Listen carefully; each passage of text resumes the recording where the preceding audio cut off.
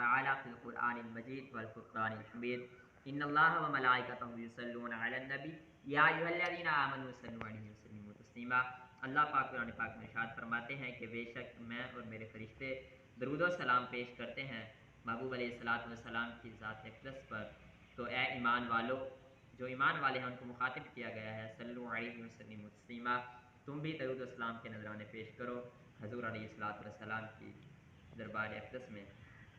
اس آیت کے تحت لکھتے ہیں محمد بن سلیمان جزولی علیہ الرحمہ اپنی کتاب دلائل الخیرات میں لکھتے ہیں، آپ اللہ کے بہت بڑے ولی ہیں اور آپ نے کافی کتابیں بھی لکھی مصنف علیہ الرحمہ۔ تو آپ نے اپنی کتاب دلائل الخیرات میں اپنا ہی ایک واقعہ نقل کرتے ہوئے لکھا ہے کہ ایک مرتبہ کا ذکر ہے، میں سفر کر رہا تھا، اس وقت کوئی اتنی بائک یا کچھ بھی یعنی کہ سواریاں نہ تھی جس پر بیٹھ کر سفر کیا جا سکتا، لیکن آپ فرماتے ہیں کہ میں دوران سفر میرا گزر ایک کنویں کے ساتھ سے ہوا۔ میں نے کنویں میں دیکھا تو پانی بہت نیچا تھا، پانی بہت گہرا تھا، مگر اس میں نہ رسی تھی نہ ڈول تھی۔ تو آپ فرماتے ہیں میں بہت پریشان ہوا کہ میں نے وضو کرنا ہے اور پینے کے لیے پانی استعمال کرنا ہے مگر پانی نہیں ہے۔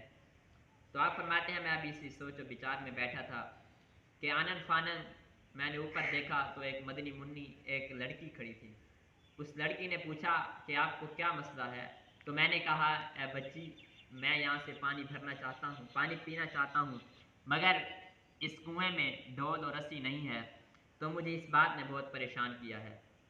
تو اس لڑکی نے کہا کیا آپ وہی ہیں محمد بن سلیمان جن کی شہرت کے ڈنکے پورے شہر میں بج رہے ہیں؟ تو آپ نے فرمایا ہاں میں ہی محمد بن سلیمان جزولی ہوں۔ تو یہ سن کر لڑکی نے کہا آپ کی شہرت کے ڈنکے تو پورے شہر میں بج رہے ہیں، مگر عالم یہ ہے، حالت یہ ہے کہ آپ اس کنویں سے پانی نہیں نکال سکتے۔ تو آپ فرماتے ہیں میں یہ بات سن کر تھوڑا پریشان ہوا تو لڑکی نے فوراً ہی اپنا لعاب اپنی تھوک اس کنویں میں ڈال دی۔ دیکھتے ہی دیکھتے پانی اوپر آ گیا۔ میں نے اس پانی سے وضو کیا اور پانی نوش کیا۔ پانی نوش کرنے کے بعد میں نے اس لڑکی سے پوچھا اے بیٹی بتا تو ایسا کون سا عمل کیا کرتی ہے جس کی بدولت تیرا یہ عالم ہے؟ ابھی تو نوعمری میں تیرا یہ عالم ہے، تو اعلیٰ منصب پر فائز ہے، بتا ایسا کون سا عمل کرتی ہے جس کی بدولت تجھ پر رب تعالیٰ نے یہ انعام و اکرام کیا ہے؟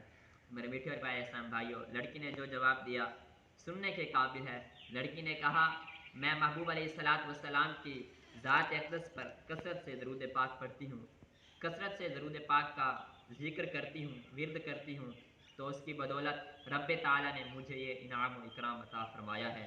تو محمد بن سلیمان جزولی علیہ الرحمہ فرماتے ہیں میں نے اسی دن سے نیت کر لی تھی کہ ایک کتاب لکھوں گا درود و سلام کے مطابق، درود و سلام کی فضیلت پر۔ تو آپ نے وہ کتاب دلائل الخیرات لکھی جس میں آپ نے یہ واقعہ بھی نقل کیا ہے۔ ایک اور بزرگ فرماتے ہیں کہ کسی نے شہد کی مکھی سے سوال کیا اے مکھی بتا تو اپنا شہد کیسے بناتی ہے؟ تو مکھی نے جواب دیا کہ میں مختلف پھولوں پر جاتی ہوں اور وہاں سے جا کر رس چوستی ہوں، جب رس چوس کے واپس آتی ہوں تو اس سے میرا شہد بنتا ہے۔ تو اس بزرگ نے پوچھا سوال کیا کہ اے شہد کی مکھی، ٹھیک ہے تو پھولوں سے رس بناتی ہے، مگر جب تو پھولوں پر جاتی ہے کوئی پھول نمکین، کوئی پھول کڑوا تو کوئی پھول کھارا ہوتا ہے، تو بتا تیری شہد کا ذائقہ تو ایک جیسا یعنی میٹھا ہوتا ہے، تو ایسا کون سا عمل کرتی ہے، ایسے کون سے عمل سے اس کو گزارتی ہے کہ وہ سارا شہد میٹھا ہو جاتا ہے؟ تو شہد کی مکھی نے جواب دیا کہ میں جب میں پھولوں کا رس چوس کے اپنے چھتے پر آ جاتی ہوں تو چھتے پر آ کے حضور نبی کریم صلی اللہ تعالیٰ علیہ وآلہ وسلم کی ذات اقدس پر درود و سلام پڑھتی ہوں، جس کی بدولت میرا سارا شہد میٹھا ہو جاتا ہے۔ میرے میٹھے اور پیارے اسلام بھائیوں، دیکھیے میں نے آپ کو دو واقعات سنانے کی اللہ پاک کی توفیق سے سنانا چاہا۔ اب آپ اور مجھے چاہیے کہ ہم سب مل کر محبوب علیہ الصلوۃ والسلام کی ذات اقدس پر زیادہ سے زیادہ درود و سلام کے نذرانے پیش کریں۔